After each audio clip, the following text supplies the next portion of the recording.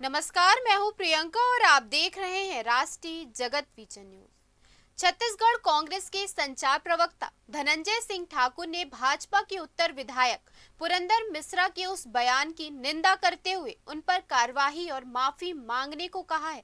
सुनिए वो बयान क्या था जो विधायक पुरंदर मिश्रा ने भरे मंच से दिया।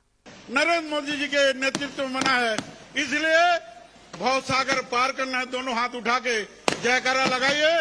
राम का वध हो गया है और रावण का विजय जुलूस निकल रहा है। दरअसल विधायक पुरंदर मिश्रा ने रावण के द्वारा भगवान श्री राम का वध करने का वक्तव्य सार्वजनिक मंच से दे दिया था।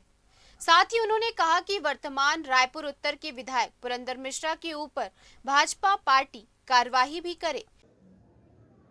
भाजपा विधायक पुरंदर मिश्रा की मानसिक स्थिति ठीक नहीं है।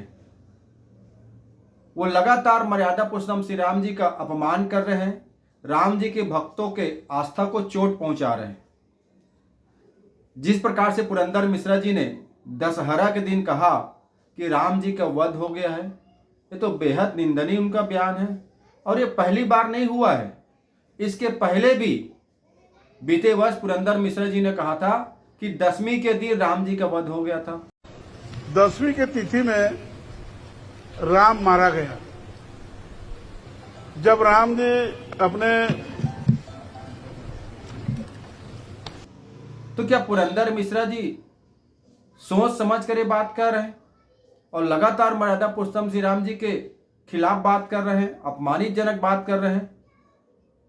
भाजपा को तो पुरंदर मिश्रा के इस प्रकार से बयान के लिए माफी मांगनी चाहिए और पुरंदर मिश्रा जी के ऊपर कड़ी कार्रवाई होनी चाहिए। फिलहाल इस खबर में इतना ही। देश प्रदेश के खबरों से अपडेटेड रहने के लिए हमारे चैनल को सब्सक्राइब करें और नए खबरों के नोटिफिकेशन के लिए बेल आइकॉन जरूर दबाएं। नमस्कार।